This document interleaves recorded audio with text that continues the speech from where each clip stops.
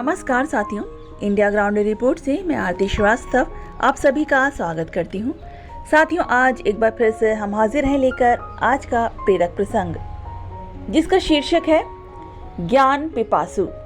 विद्यार्थियों के लिए है ये प्रेरक प्रसंग। खास तौर पे एक गुरु के दो शिष्य थे।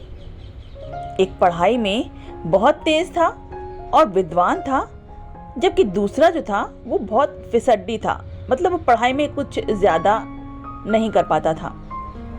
पहले शिष्य की हर जगह प्रशंसा और सम्मान होता था क्योंकि वो बहुत तेज था पढ़ाई में, जबकि दूसरे शिष्य की लोग उपेक्षा करते थे क्योंकि वो बहुत ही ज्यादा फिसड्डी था, मतलब उसे पढ़ने में उसका मन नहीं लगता था।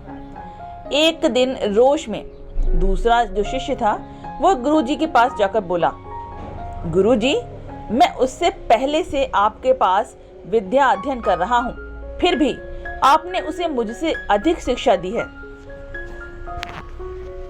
ये सुनकर गुरुजी थोड़ी देर मौन रहने के बाद बोले, पहले तुम एक कहानी सुनो। एक यात्री कहीं जा रहा था। थोड़ी दूर पर उसे एक कुआं मिला। कुएं पर बाल्टी तो थी, लेकिन रस्सी नहीं थी। अब कैसे निकालें? पानी को कैसे निकालें कुएं से खींचकर, क्योंकि रस्सी तो है नहीं वहां पर। इसलिए वो आगे बढ़ गया। थोड़ी देर बाद एक दूसरा यात्री भी वहीं पर आया, उसी कुएं के पास। कुएं पर रस्सी न देखकर उसने इधर उधर नजर दौड़ाई अपनी। पास में ही बड़ी बड़ी घास उगी हुई थी। उसने घास उखाड़ी और उसको उखाड़कर उससे रस्सी बुनने लग गया उस घास से, क्योंकि वो घास जो थी बहुत ही कड़ी थी।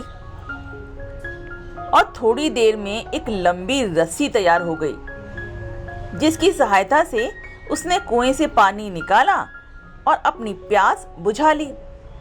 गुरुजी ने उस शिष्य से पूछा, अब तुम मुझे ये बताओ कि प्यास किस यात्री को ज्यादा लगी थी?